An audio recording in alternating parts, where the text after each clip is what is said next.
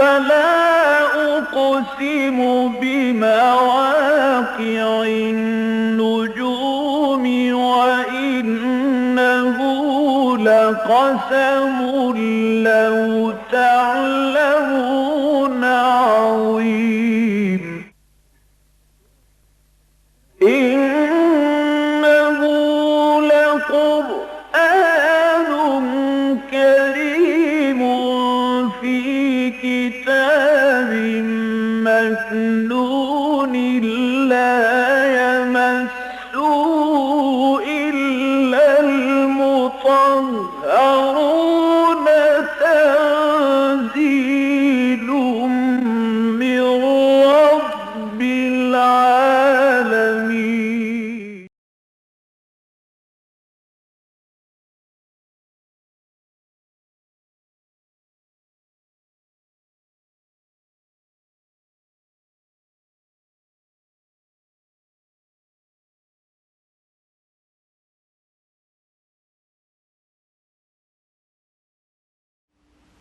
بسم الله الرحمن الرحيم ويستعجلونك بالعذاب ولن يخلف الله وعده وإن يوما عند ربك كألف سنة مما يعدون وكأين من قرية أمليت لها وهي ظالمة ثم أخذتها وإلي المصير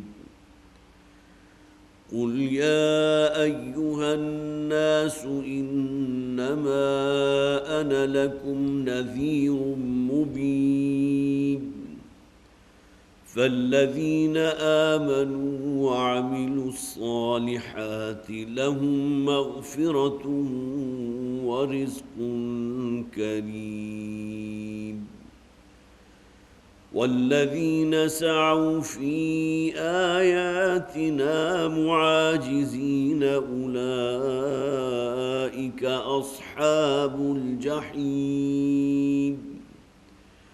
وما أرسلنا من قبلك من رسول ولا نبي إلا إذا تمنى ألقى الشيطان في أمنيته فينسخ الله ما يلقي الشيطان ثم يحكم الله آياته والله عليم حكيم صدق الله العظيم رب اشرح لي صدري ويسر لي أمري واحلل عقدة من لساني يفقهوا قولي اللهم ألهمنا رشدنا واعذنا من شرور أنفسنا آمین یا رب العالمین۔ سورہ حج ہمارے زیر مطالعہ ہے اور چھٹا رکوع ہم پچھلی مرتبہ پڑھ رہے تھے۔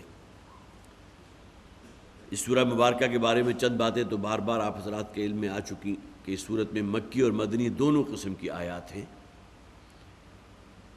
اور وہ آیات بھی موجود ہیں جو بعض مفسرین کے نزدیک نبی اکرم صلی اللہ علیہ وسلم کے سفر ہجرت کے دوران نازل ہوئی۔ پچھلی مرتبہ جو آیات ہم نے پڑھی تھی اس میں جو خاص طور پر ذکر تھا 7 اقوام کا۔ مکی صورتیں ہم نے بڑی تفصیل سے پڑھی، اس میں قوم عاد کا ذکر 2 رکوعوں پر، قوم ثمود کا ذکر کئی آیات پر مشتمل، حضرت نوح علیہ السلام کے قوم کا ذکر جو ہے کئی رکوعوں پر مشتمل، اور سب سے بڑھ کر ذکر ہے حضرت موسیٰ علیہ السلام کی قوم کا۔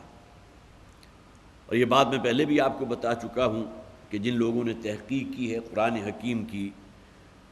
تقریباً 6500 آیات میں سے 555 آیات وہ ہیں جو حضرت موسیٰ علیہ السلام کے ذکر پر مشتمل ہیں۔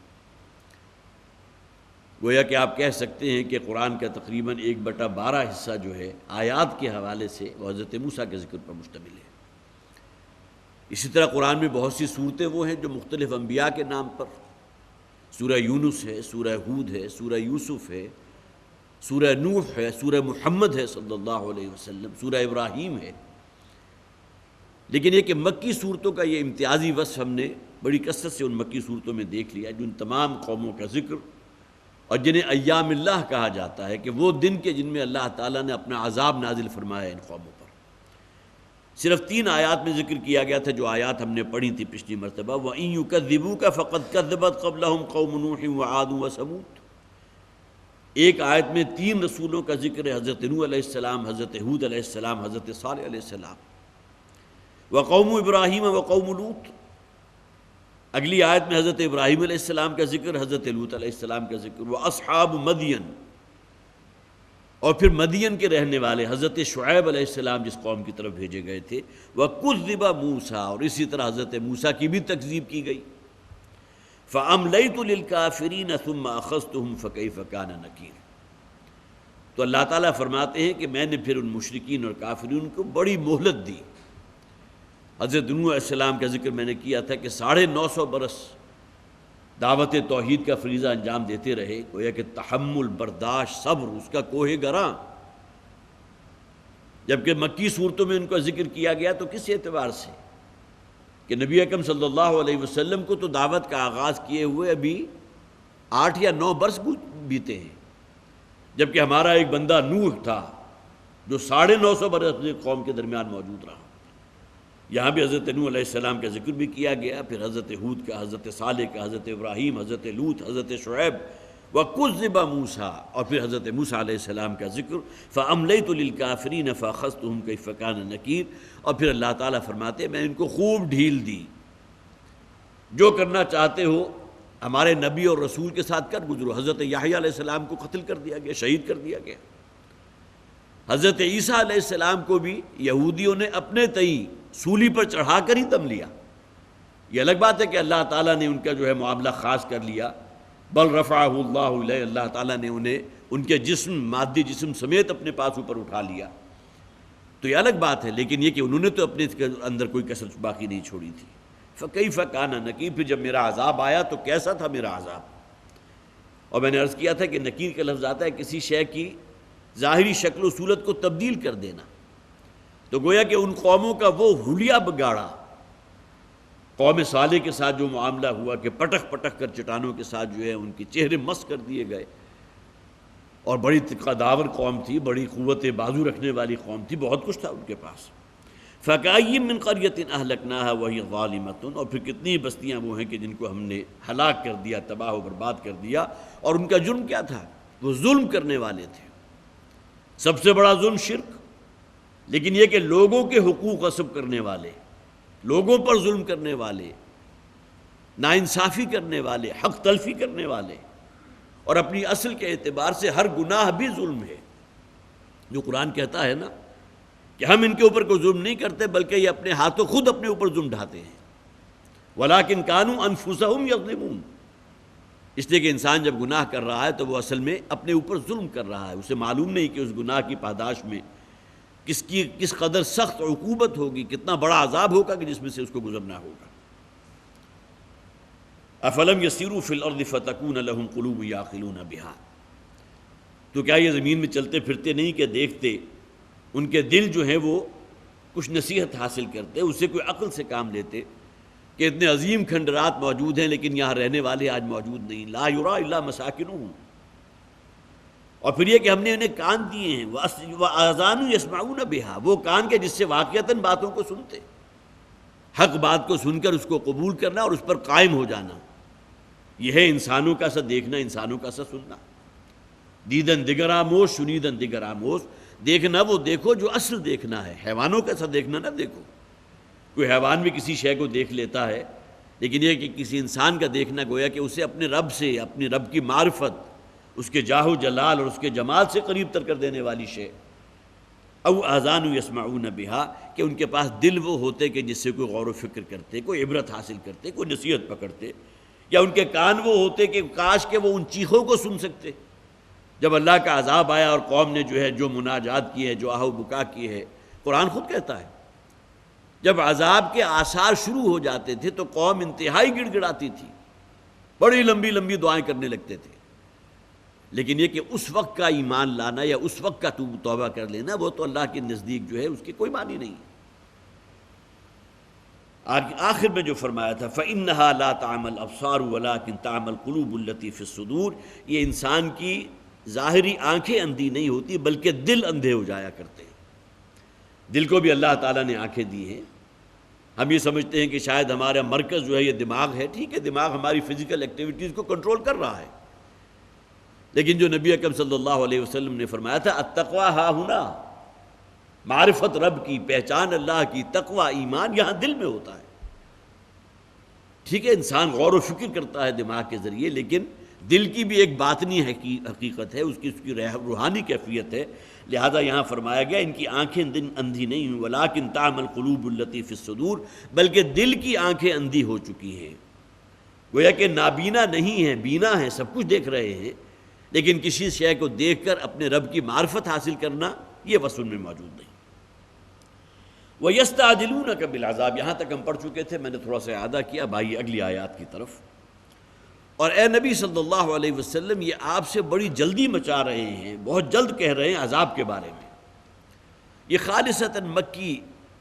سورہ عنکبوت مکی دور کی صورت ہے، اس میں کئی مرتبہ یہ الفاظ آئے وَيَسْتَعْجِلُونَكَ بِالْعَذَابِ، اس لیے کہ اب ان لوگوں کی جسے آپ کہیے کہ ضد اور ہردرمی جو ہے، ڈھٹائی اپنی انتہا کو پہنچ چکی تھی۔ اب یہ ببانگ دوہل یہ کہتے تھے حضور سے صلی اللہ علیہ وسلم کہ جس عذاب کی آپ ہمیں دھمکی سنا رہے ہیں، بار بار اس کو سن سن کر ہمارے کان پک چکے، اب وہ عذاب لے آئیے ہمارے اوپر۔ ظاہر ہے کہ یہ صورتیں نازل ہو رہی ہیں سن 8، 9، 10 میں،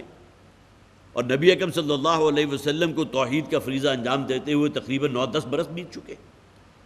اور ظاہر ہے کہ بالکل شروع ہی سے وہ وعیدیں اور مکی صورتوں کا وہ انداز کہ جس میں اللہ تعالیٰ نے ان عذابوں کا ذکر کیا ہے، لہٰذا اب ان کی طرف سے یہ معاملہ کہ وَيَسْتَعْجِلُونَكَ بِالْعَذَابِ، یہ بڑی جلدی کر رہے ہیں آپ سے عذاب کے بارے میں۔ وَلَن يُخْلِفَ اللَّهُ وَعْدَهُ، اللہ تعالیٰ اپنے وعدے کا خلاف کبھی نہیں کرتا۔ اللہ کا وعدہ ہے، لیکن یہ عذاب ان پر آسمان سے پتھروں کی بارش کی صورت میں نہیں آئے گا، خسف نہیں ہوگا کہ مکہ کی بستی پھٹ جائے اور اس میں تمام مشرکین اور کافر اندر کہیں غائب ہو جائیں، دھس جائیں، یا یہ عذاب کی شکل نہیں ہوگی کہ پوری کی پوری بستی کو اوپر بلندی تک لے جا کر اوپر سے پٹخ دیا جائے۔ والمؤتفقات، عذاب کی یہ شکلیں پہلی قوموں کے ساتھ ہوئی ہیں، لیکن یہ کہ نبی اکرم صلی اللہ علیہ وسلم جو رحمت للعالمین ہے اور ان کی رحمت کا ایک پرتو ہے کہ آپ کی قوم پر اس نوع کا عذاب نہیں آیا، ورنہ اللہ تعالیٰ تو قادر ہے۔ قل هو القادر علی ان یبعث علیکم عذابا من فوقکم او من تحت ارجلکم، اے نبی ان سے کہہ دیجئے کہ اللہ تعالیٰ تو اس پر پوری طرح قادر ہے کہ اپنا عذاب تمہارے اوپر سے تمہارے اوپر عذاب ڈھا دے یا تمہارے قدموں کے نیچے سے عذاب کو برآمد کر دے، لیکن یہ کہ نبی اکرم صلی اللہ علیہ وسلم کی رحمت للعالمین کے یہ اس کا ایک پرتو یہ بھی ہے کہ جس قوم کی طرف حضور بھیجے گئے اس پر اس نوع کا عذاب نہیں آیا۔ عذاب کا کوڑا برسا ہے غزوہ بدر کے موقع پر، یہی سرکشین تھے نا، بہت سرکش لوگ، متمردین۔ قرآن حکیم نے اکثر و بیشتر ان کا ذکر کیا، قال الملا، وہ جو سرداران تھے اپنے قبیلے کے، جو بڑے رؤوسا تھے، بڑے مال و دولت والے تھے، بڑی حیثیت اور وجاہت والے تھے، یہی وہ لوگ تھے جو غزوہ بدر میں جسے آپ کہیے کہ کھجور کے کٹے ہوئے تنوں کی طرح پڑے ہوئے تھے۔ عتبہ موجود ہے، ولید موجود ہے، شیبہ موجود ہے، اسی طرح ابو جہل جس کے بارے میں حضور نے فرمایا ھذا فرعون ھذہ الامہ، یہ تو اس امت کا فرعون تھا۔ یہ تمام لوگوں کے کٹے ہوئے لاشیں وہاں پڑے ہوئے تھے، یہ اللہ کے عذاب کی ایک شکل تھی، یہ پہلی قسط سمجھ لیجئے۔ اور عذاب کا آخری کوڑا اس سے برسا جب نبی اکرم صلی اللہ علیہ وسلم جو ہے، ظاہر ہے کہ ان کے لیے اس سے زیادہ حسرتناک دن اور کوئی نہیں تھا کہ وہ رسول کے جن کو وہاں سے نکلنے پر مجبور کر دیا گیا تھا، کل 8 برس بعد داخل ہوئے فاتح کی حیثیت سے۔ اس سے بڑھ کر ان کے لیے سبحان روح جس کا وہ تصور نہیں کر سکتے تھے۔ ابو سفیان تو زندہ تھا نا اس وقت تک، اگرچہ ایمان لے آئے تھے بعد میں،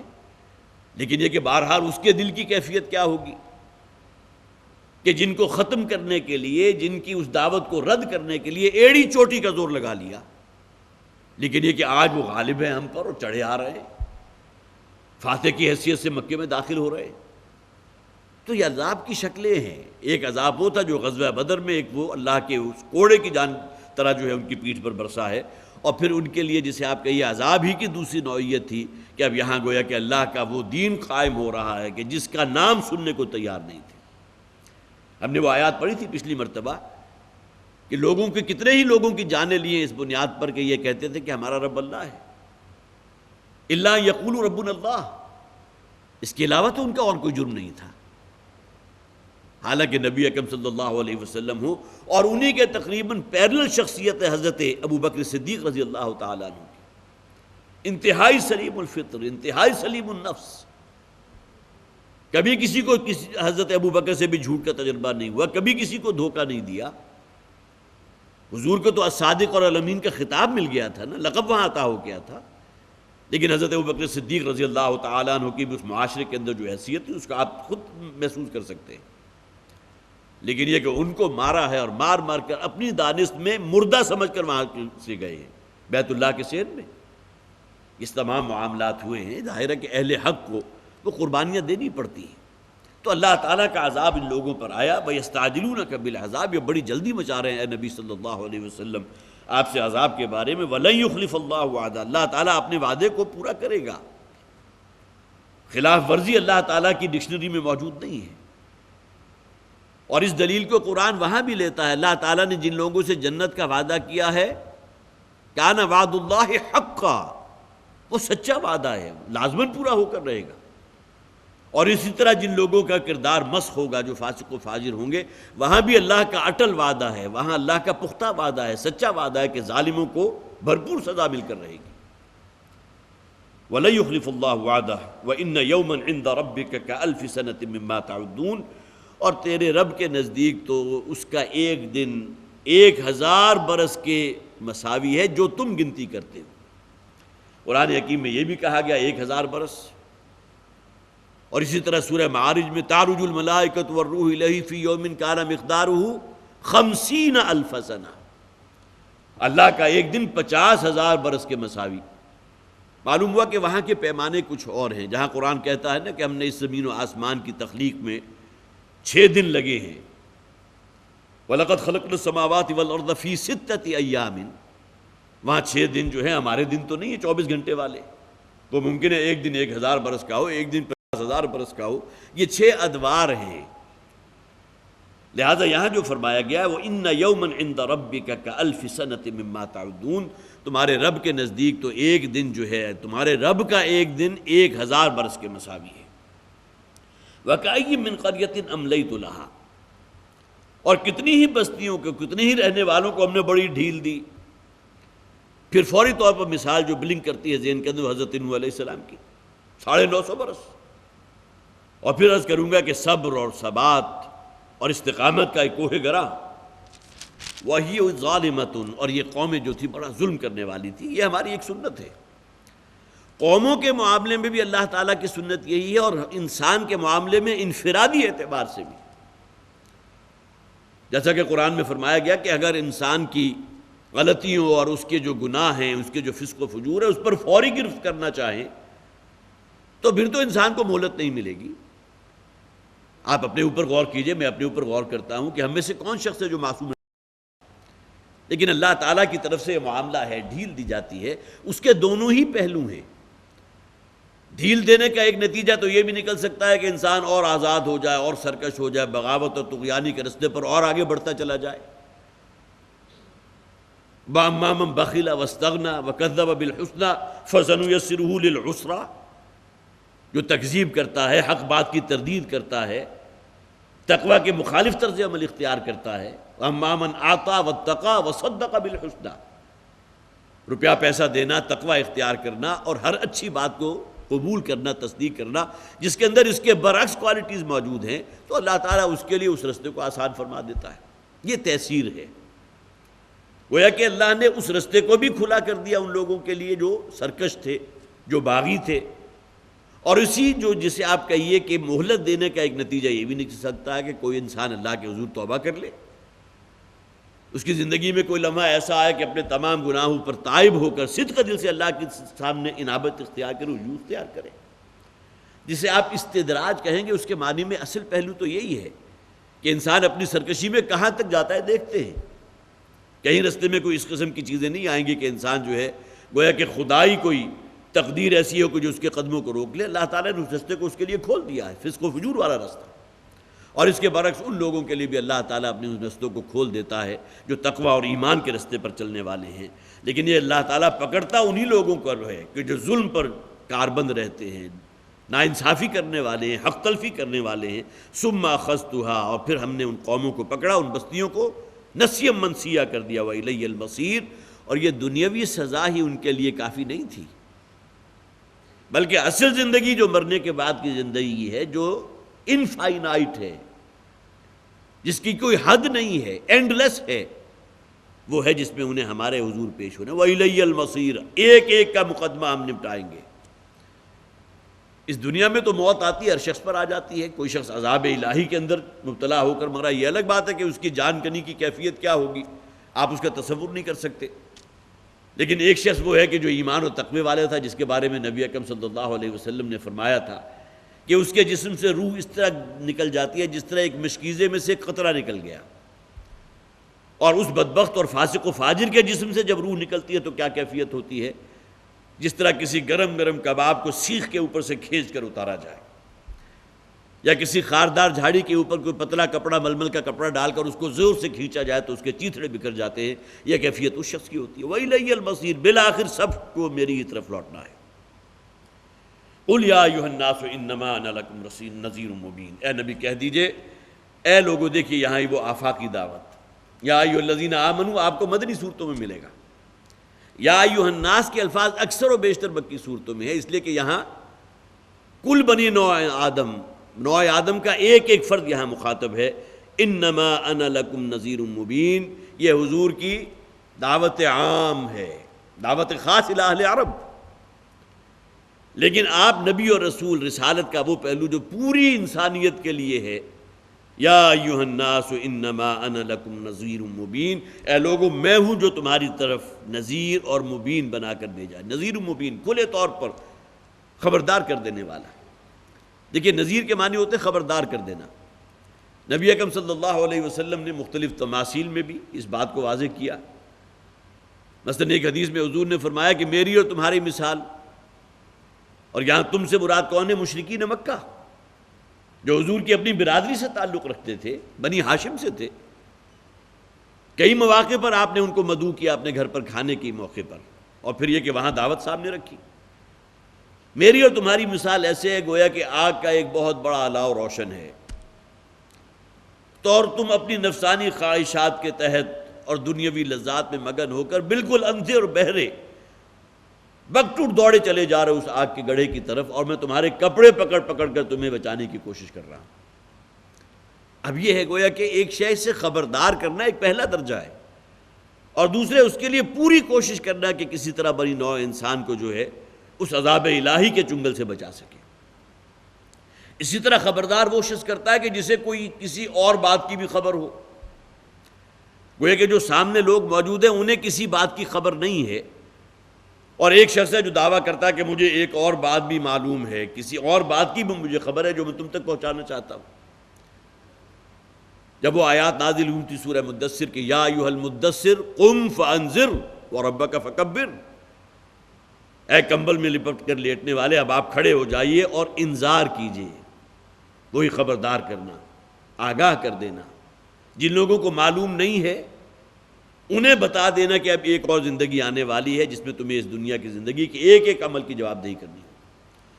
اور اس کے لیے حضور نے وہ طریقہ بھی اختیار کیا تھا جو اس زمانے میں عام تھا.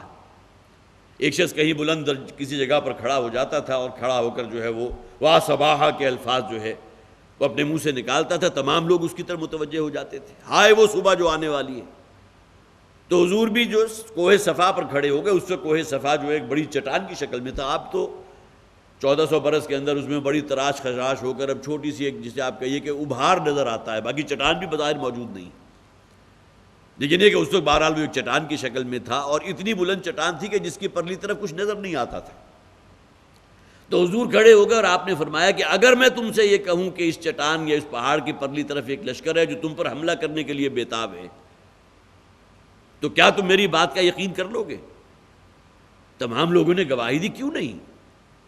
ظاہر ہے کہ آپ نے کبھی جھوٹ نہیں بولا، آپ اگر یہ بات کہیں گے تو ہم تسلیم کر لیں گے. اب یہ گواہی لوگوں سے لینے کے بعد وہ انذار ہوا ہے، پھر خبردار کیا ہے کہ دیکھو میں تمہیں خبردار کرتا ہوں، یہ دنیا کی زندگی یہ اینڈ نہیں ہے،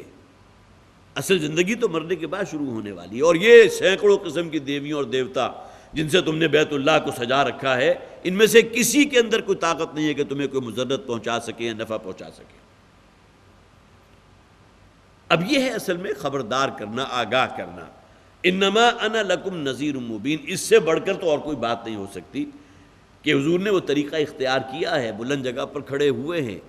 اپنی امانت، اپنی صداقت کی گواہی لوگوں سے لی ہے، اور اس کے بعد پھر کہا ہے کہ ہاں اب وہ بات جو میں تم تک پہنچانا چاہتا تھا، جس سے تمہیں آگاہ کرنا چاہتا تھا، جس انجام سے خبردار کرنا چاہتا تھا، انما انا لکم نذیر مبین، یقیناً میں ہوں جو نذیر ہوں، کھول کر سنا دینے والا، خبردار کر دینے والا۔ فالذین آمنوا وعملوا الصالحات لہم مغفرۃ ورزق کریم، بس وہ لوگ جو ایمان لائے اور جنہوں نے نیک اعمال کیے ان کے لیے مغفرت بھی ہے، اللہ کا وعدہ ہے۔ مغفرت انہی لوگوں کے حصے میں آئے گی جو صدق دل سے توبہ کریں گے، اور توبہ بھی اس وقت کریں گے جبکہ توبہ کی قبولیت کا وقت ابھی باقی ہوگا۔ باقی جب انسان کے اوپر موت کے سکرات شروع ہو جاتے ہیں، جس کے بارے میں احادیث موجود ہے کہ توبہ کا دروازہ اس وقت تک کھلا رہتا ہے جب تک کہ موت کا غرغرہ شروع نہیں ہوتا، جو سورہ قیامہ میں فرمایا گیا نا کہ جب وہ انسان کی جان جو ہے اذا بلغت التراقیہ وقیل من راق وظن انہ الفراق والتفت الساق بالساق الى ربک یومئذ المساق، یہ مرحلہ تو ہر شخص پر آنا ہے۔ لہٰذا توبہ کا معاملہ جو ہے اسی وقت تک ہے کہ جب کہ انسان ابھی کچھ کر سکتا ہے، صدق دل سے توبہ تو کرے، پھر جو مہلت عمر اللہ نے دی ہے اس میں کم سے کم اس رستے کے اوپر تو قائم ہو جو حق کا رستہ ہے۔ مغفرت انہی لوگوں کا وعدہ ہے، اور ایسے لوگوں کی توبہ کا قبول کرنا اللہ تعالیٰ نے اپنے اوپر لازم قرار دے دیا۔ حالانکہ میں پہلے بھی عرض کر چکا ہوں کہ کسی شے کے بارے میں ہم یہ نہیں سمجھتے کہ یہ اللہ پر لازم ہے، اللہ کو یوں لازماً کرنا چاہیے، وہ العادل ہے، وہ لازماً انصاف کرے گا، لیکن اس کے معنی یہ نہیں کہ اللہ تعالیٰ انصاف کرنے پر پابند ہے۔ جس شے کو آپ نے پابند کر دیا تو لمیٹڈ ہو گئی،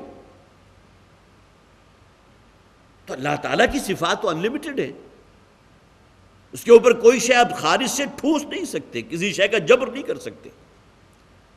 لیکن اللہ تعالیٰ نے ایسے لوگوں کی توبہ کو قبول کرنا اپنے اوپر خود لازم قرار دے دیا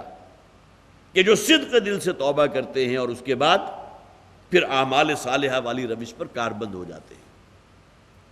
انما التوبۃ علی اللہ للذین یعملون السوء بجہالۃ ثم یتوبون من قریب، یہاں بھی من قریب کے الفاظ کو نوٹ کیجئے۔ اگر انسان توبہ کے معاملے کو مؤخر کرتا رہے گا تو اللہ تعالیٰ قبول حق کی جو صلاحیت ہے اس کو سلب فرما لے گا۔ جیسے ہی دل نے گواہی دی کہ بات صحیح ہے، اب تک جو میرا طرز عمل تھا وہ غلط تھا، میں فلاں پر ظلم کرتا رہا ہوں، فلاں کی حق تلفی کی ہے، بظاہر میں نے بڑے دلائل دے کر اس کو فریق ثانی کو مجبور کر دیا کہ وہ چپ ہو گیا،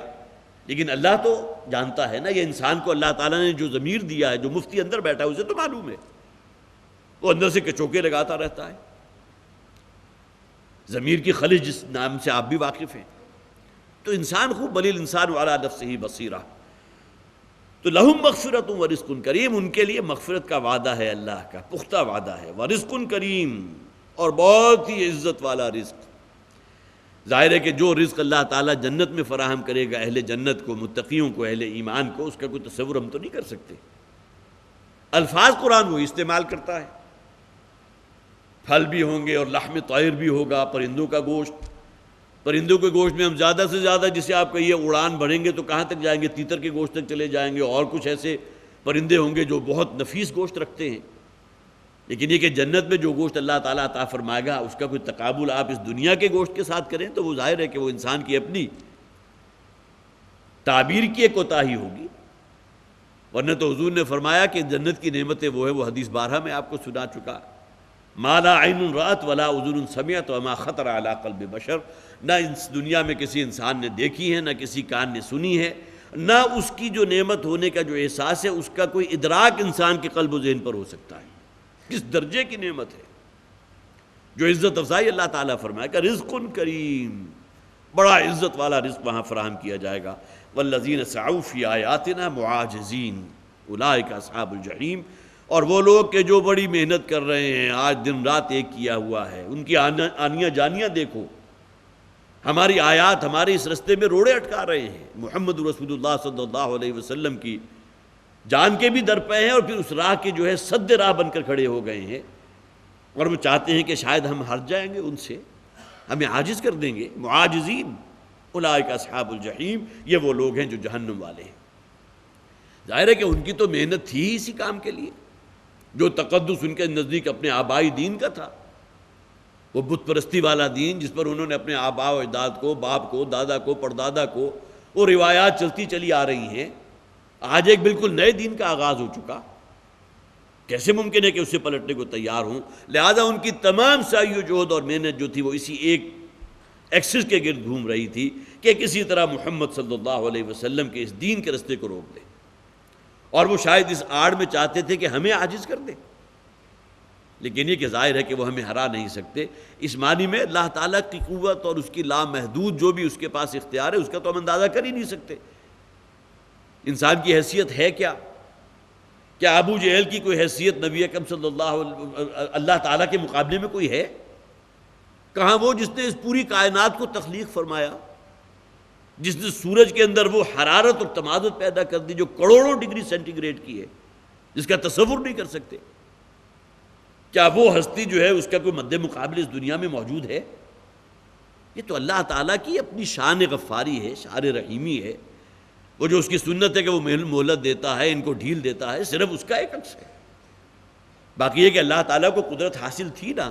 کہ پوری کی پوری بستی کو اٹھایا اور وہ بلندی پر لے جا کر پٹخ دیا، کیا کوئی شے جو ہے اس کے رستے کی رکاوٹ بن سکتی تھی؟ ان اللہ قوی عزیز، وہ القوی ہے، اس کی قوت کا تم اندازہ نہیں کر سکتے۔ کیا اس کو عاجز کر سکتے ہو، اس کو ہرا سکتے ہو؟ تمہاری آنیاں جانیاں اور تمہارا جو ہے جو دن رات ایک کر دینا اس دعوت کو سد باب کے لیے، یہ تو اللہ تعالیٰ کی اپنی سنت ہے کہ وہ دیکھنا چاہتا ہے کہ اہل ایمان کے اندر کتنا کچھ ایمان ہے، اور ان لوگوں کے اندر ان کی بدبختی اور شقاوت کس حد تک پہنچی ہوئی ہے،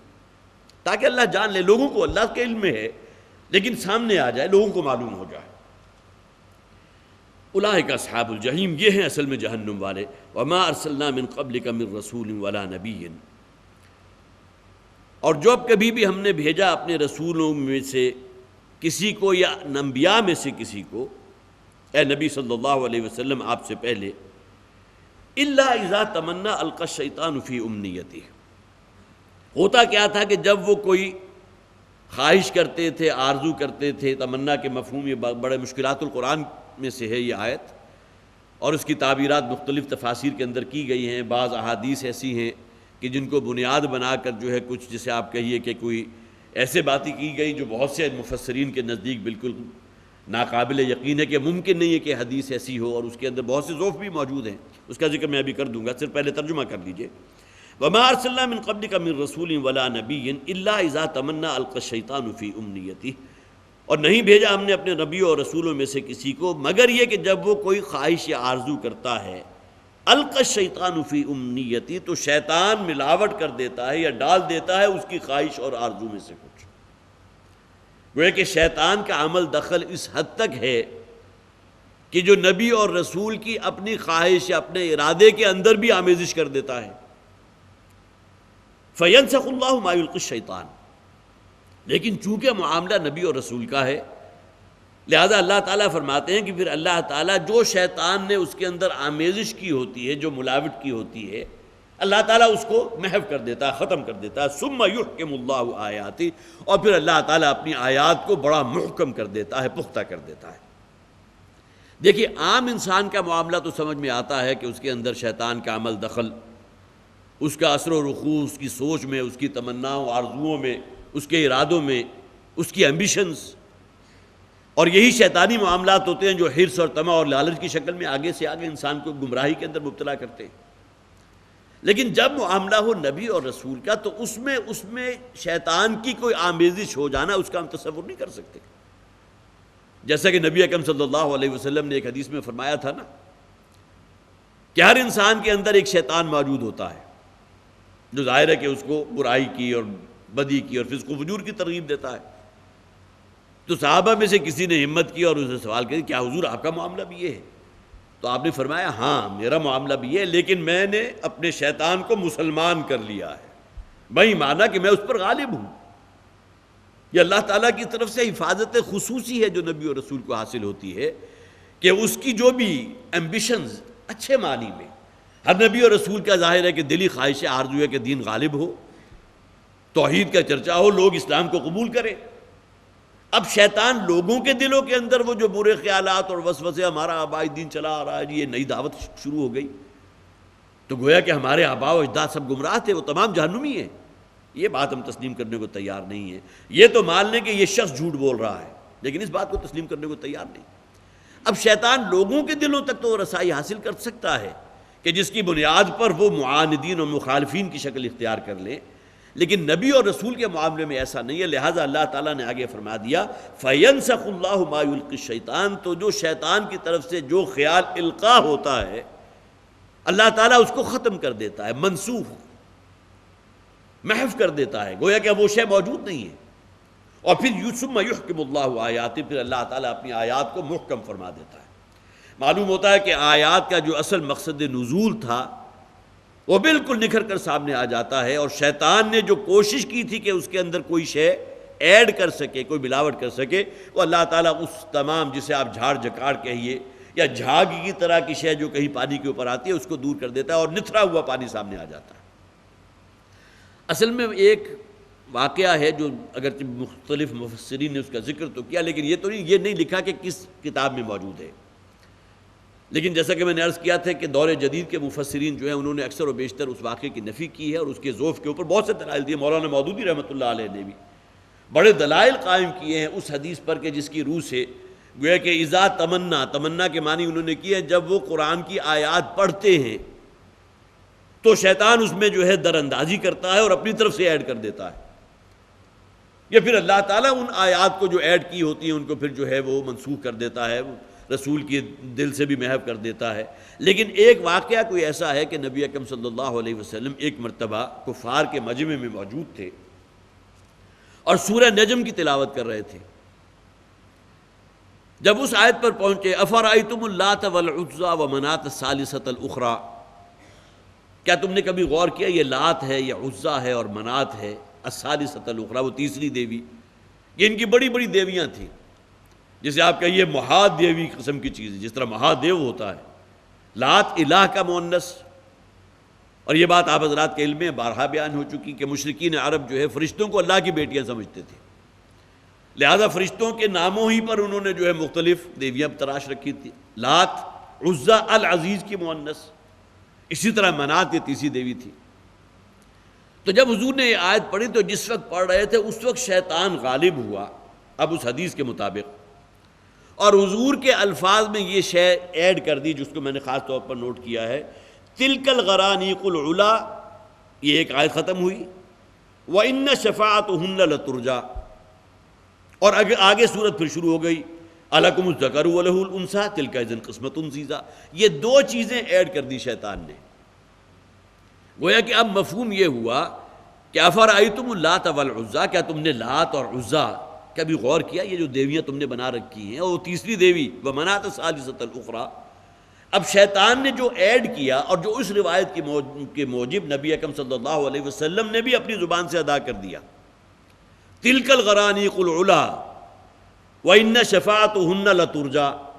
اسی وزن کے اوپر افرأیتم اللات والعزیٰ ومناۃ الثالثۃ الاخری۔ اب آگے پھر اصل صورت پھر شروع ہو گئی۔ اب جب مشرکین نے یہ سنا تو انہوں نے پھر گویا کہ جب وہ ختم ہوئی صورت، اور اس کی آخری آیت جو ہے وہ آیت سجدہ ہے، اور حضور نے بھی سجدہ فرمایا اور تمام جو مشرکین موجود تھے انہوں نے بھی سجدہ کیا، اور اس کے بعد بہت آگے بڑھ کر جو ہے اب اس حدیث کی روح سے وہ آگے بڑھ کر انہوں نے بڑی جو جسے آپ کہیے کہ حضور کے ساتھ جو ہے وہ معانقہ بھی کیا، بھئی یہ تو ہمارے اور تمہارے درمیان جو جنگ تھی وہ تو ختم ہو گئی، اب تمہارے اپنے اس کلام کے اندر ہماری ان دیویوں کے لیے تلک الغرانیق العلا، یہ جو دیویاں بیان کی گئی ہیں جو پہلی آیت اصل آیت میں موجود ہیں، افرأیتم اللات والعزیٰ ومناۃ الثالثۃ الاخری، آگے شیطان نے کیا ایڈ کیا، تلک الغرانیق العلا، یہ جو غرانیق ہیں، جو دیویاں ہیں، یہ بہت اونچا مرتبہ رکھتی ہیں اللہ کے ہاں، وَإِنَّ شَفَاعَتُهُنَّ لَتُرْجَى، اور ان کی شفاعت اللہ کے ہاں لازماً سنی جائے گی۔ اب ذرا آپ سیاق و سباق میں رکھیے تو اس واقعے کی جو ہے جسے آپ کا یہ روح نکل جاتی ہے، اس لیے کہ درمیان میں دو یہ چیزیں جو ایڈ ہو گئیں دو آیات کی شکل میں، اس کے بعد أَلَكُمُ الذَّكَرُ وَلَهُ الْأُنثىٰ تِلْكَ إِذًا قِسْمَةٌ ضِیزَىٰ، آگے پھر وہی بحث شروع ہو رہی ہے کہ جو ان دیویوں کے خلاف چل رہی تھی کہ تمہاری عظیم جو ہے وہ بندر بانٹ ہے کہ اللہ تعالیٰ کو تم نے جو ہے وہ بیٹیاں الاٹ کر دی مؤنث کی شکل میں، اور اپنے لیے تمہیں بیٹے پسند ہیں۔ أَلَكُمُ الذَّكَرُ وَلَهُ الْأُنثىٰ تِلْكَ إِذًا قِسْمَةٌ ضِیزَىٰ، یہ بہت ہی بھوڈی تقسیم ہے جو تم نے کی، اپنے لیے بیٹے پسند، اللہ کو بیٹیاں دے دی، فرشتے اللہ کی بیٹیاں ہیں۔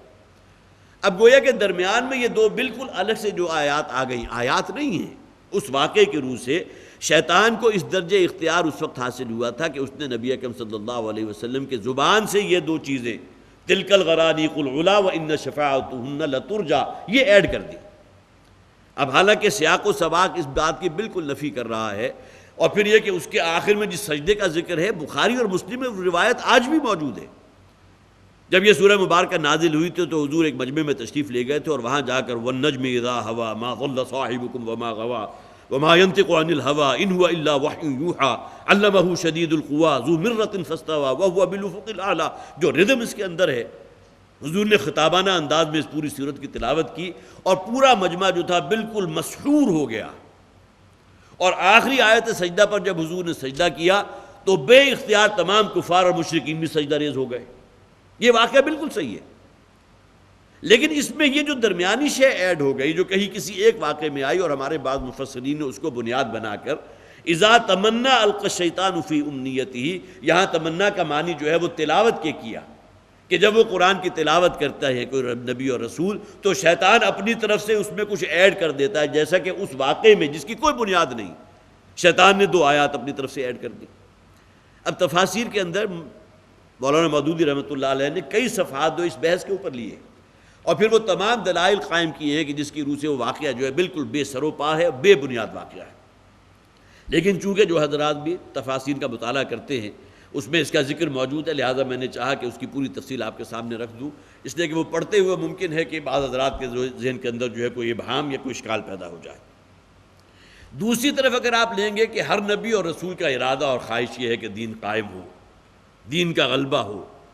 اللہ کا بول بالا ہو، اللہ کی شریعت کا بول بالا ہو، حدود اللہ قائم ہو، لیکن شیطان نہیں چاہتا، لہذا شیطان لوگوں کے دلوں کے اندر وسوسے پیدا کرتا ہے، اور لوگوں کے اندر گویا کہ وہ رکاوٹیں پیدا کرتا ہے، کھڑا کرتا ہے رکاوٹیں جس کی بنیاد پر وہ اس دین کو قبول نہیں کرتے۔ لہٰذا اس انداز میں اگر آپ وہ ترجمہ کریں گے اذا تمنا القى الشیطان فی امنیتہ، جو بھی عزائم اور ارادے ہوتے ہیں کسی بھی نبی اور رسول کے، شیطان اس میں رکاوٹیں ڈالتا ہے، لوگوں کے اندر وہ وسوسے پیدا کرتا ہے۔ فینسخ اللہ ما یلقی الشیطان ثم یحکم اللہ آیاتہ، اب یہاں گویا کہ آیات محکمات اور متشابہات کا ذکر بھی آ گیا۔ سورہ آل عمران کی آیت نمبر 7 کے اندر ہے هو الذی انزل علیک الکتاب منہ آیات محکمات ہن ام الکتاب، اللہ ہے کہ جس نے یہ آیات بینات نازل فرمائی ہیں قرآن حکیم کی، کہ جس میں وہ آیات ہیں محکمات ام الکتاب، جو اصل میں اس کتاب کا اصل جوہر ہے، جو بنیاد ہے اس کتاب کے، آخرت ہے، معاد ہے، توحید ہے، رسالت ہے، جس کے بارے میں کوئی اختلاف نہیں۔ پھر یہ کہ اس کے اندر دوسرے بھی ہیں وَأُخَرُ مُتَشَابِهَاتٌ، اور کچھ اور آیات بھی ہیں جو متشابہ ہیں جس کی تعویل ہو سکتی ہے۔ فَأَمَّا الَّذِينَ يَتَّبِعُونَ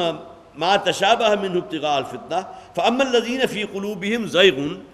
تو وہ لوگ کہ جن کے دلوں کے اندر مرض ہوتا ہے، ٹیڑھ ہوتا ہے، وہ ان آیات کو سلیکٹ کرتے ہیں، گویا کہ اپنا مائکروسکوپ فٹ کر دیتے ہیں ان آیات کے اوپر جو متشابہ ہیں، جس کی دو مثالیں موجود ہیں۔ مثلا یہ کہ نبی اکرم صلی اللہ علیہ وسلم نے جب اس آیت کی تلاوت کری کہ جس میں اللہ تعالیٰ فرماتے ہیں کہ اللہ تعالیٰ نے تمہارے اوپر مردار جو ہیں حرام کر دیے، حرمت علیکم المیتۃ والدم، تمہارے اوپر جو ہے میتہ اور دم جو ہے وہ حرام قرار دے دیا، تو اس موقع پر مشرکین کی طرف سے اعتراض کیا گیا۔ اب یہ آیات متشابہات اس کو بنا کر دیکھو جی عجیب دین ہے، محمد کیا بات کہہ رہے ہیں صلی اللہ علیہ وسلم، کہ جس جانور کو اللہ تعالیٰ مارے یا اللہ ہلاک کرے وہ تو حرام، اور جو شے تم اپنے ہاتھ سے ہلاک کر دو ذبح کر کے وہ جائز۔ تو اللہ کا مارا ہوا تو ہو گیا حرام، اور تمہارے اپنے ہاتھ سے کوئی شے ذبح کر کے تم نے بھی تو آخر اسے موت تک پہنچا دیا نا، اس کی جان لے لی۔ ایک جانور کی جان اللہ لینی ہے، وہ تو حرام ہو گئی، حرمت علیکم المیتہ۔ لیکن یہ کہ ایک جانور وہ ہے کہ جس کو تم نے ہلاک کیا، تم نے انسانوں کا مارا ہوا، وہ تو حلال ہے، لیکن اللہ کا مارا ہوا حرام۔ اب یہ آیت متشابہات بنا دیا۔ اسی طرح وہ جو آیت ہے کہ جس میں فرمایا گیا کہ یقیناً وہ ہستیاں کہ جن کو تم پکارتے ہو اللہ کے سوا، حسب جہنم، وہ تمام جہنم کا ایندھن بنیں گی۔ اب اس کے اوپر جو ہے ایک طوفان کھڑا ہو گیا، دیکھو جی ہم تو فلاں ولی اللہ کو بھی پکارتے ہیں، فرشتوں کو پکارتے ہیں، تو کیا فرشتے بھی جہنم میں جائیں گے؟ اسی طرح ہم نے حضرت عیسیٰ علیہ السلام کو، عیسائی کہہ سکتے ہیں کہ ہم نے تو ان کو پکارا، ان کو رب قرار دیا، تو کیا وہ بھی جہنم میں جائیں گے؟ حضرت عزیر بھی جہنم میں جائیں گے؟ تو گویا کہ اللہ تعالیٰ نے جو یہ فرمایا کہ انما تدعون، وہ آیت مجھے اس سے پوری طرح یاد نہیں آ رہی، ذہن کے اندر گھوم تو رہی ہے، لیکن یہ کہ جس کا مفہوم یہ ہے کہ اللہ کے سوا جن جن کو بھی تم پکارتے ہو تمام جہنم کا ایندھن بنیں گے، حسب جہنم۔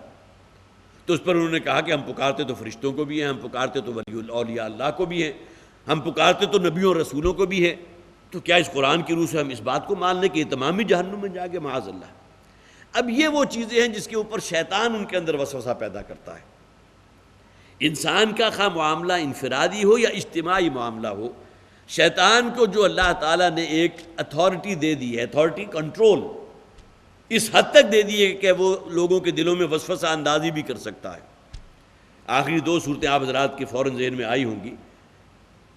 جنہیں معوذتین کہتے ہیں، وہ دو صورتیں جس میں انسان اللہ کی پناہ پکڑتا ہے۔ کس شے سے؟ قل اعوذ برب الفلق من شر ما خلق ومن شر غاسق اذا وقب۔ اس میں تمام چیزیں وہ ہیں کہ جو انسان پر خارج سے حملہ آور ہوتی ہیں، کوئی جادو ہے، سحر ہے، ٹونا ٹوٹکا ہے، گروہ میں مارنے والی عورتیں اور کوئی جادو منتر کرنے والی عورتیں، ان تمام کے ایذا سے اور ان کے شر سے میں اپنے آپ کو اللہ کی پناہ میں دیتا ہوں۔ دوسری صورت کیا ہے؟ قل اعوذ برب الناس ملک الناس الہ الناس من شر الوسواس الخناس۔ اب یہ وہ شے جو انسان پر اندر سے حملہ آور ہو رہی ہے، شیطان لعین، الذی یوسوس فی صدور الناس۔ اے پروردگار میں تیری پناہ پکڑتا ہوں شیطان لعین سے، جسے یہ اختیار بھی تو نے دیا کہ وہ میرے اندر وسوسہ پیدا کر سکے۔ اب شیطان کو تو وسوسہ اندازی تک کا اختیار حاصل ہے، ظاہر ہے کہ اس سے زیادہ مہلک شے نہیں ہے، جو فرمایا گیا نا ان الشیطان لکم عدو فاتخذوہ عدوا۔ یہ شیطان تمہارا جانی دشمن ہے، پکا دشمن ہے، لہذا اسے دشمن سمجھ کر ڈیل کرو، تو دشمن سمجھ کر ڈیل کرو۔ وہ بڑا جسے آپ کہیے کہ وہ ملمہ کاری کر کے اور نیکی کی آڑ میں، جس کو عام طور پر میں کہا کرتا ہوں کہ کلچر ہے ہمارا، یہ ثقافت ہے، اور اس کی آڑ میں شیطان جو ہے وہ ننگا ناچ ناچ رہا ہے، اور یعنی گویا کہ ہماری ثقافت بن گئی، ریڈ لائٹ ایریاز ہمارا کلچر بن گیا، تو چلا آ رہا ہے، ان کو محفوظ ہونا چاہیے، لوگوں کو معلوم ہونا چاہیے کہ ہمارا کلچر یہ تھا، اس کو انٹیکٹ رہنا چاہیے۔ اب یہ شیطان کی طرف سے تمام چیزیں ہیں نا، جو ملمہ کر کے بڑا خوبصورت ثقافتی طائفہ جا رہا ہے فلاں ملک، اور جا کر وہاں سوائے کوئی نیم اریا قسم کے ڈانس کے اور کچھ نہیں کرتا وہ۔ تو یہ شیطان کا معاملہ اس حوالے سے انسان انفرادی طور پر بھی دیکھے، جو حضور نے فرمایا کہ انما یجری، یہ شیطان جو ہے انسان کے خون میں اس طرح گردش کرتا ہے جس طرح تمہارا خون جو ہے انسان کے رگ و پے میں گردش کرتا ہے، اس طرح شیطان کو جو ہے تمہارے اوپر تسلط حاصل ہے، وہ مسلط کر دیا گیا۔ اور اس نے مہلت مانگی تھی اللہ سے کہ پروردگار قیامت تک کے لیے مجھے ذرا مہلت دے دے، اور پھر تو دیکھے گا کہ تیرے بندوں میں سے بہت کم ہوں گے کہ جو میرے وار سے بچ سکیں، اور میں ان پر حملہ کروں گا، ان کے سامنے سے بھی، ان کے پیچھے سے بھی، ان کے دائیں سے بھی، ان کے بائیں سے، ان کے اوپر سے، ان کے نیچے سے بھی۔ انہ یراکم ہوا وقبیلہ من حیث لا ترونہم، یقین شیطان اور اس کی جو ذریت ہے وہ تمہیں وہاں سے تاک لگاتی ہے، گھات لگا کر وہاں بیٹھی ہوئی، جس کا تم تصور بھی نہیں کر سکتے۔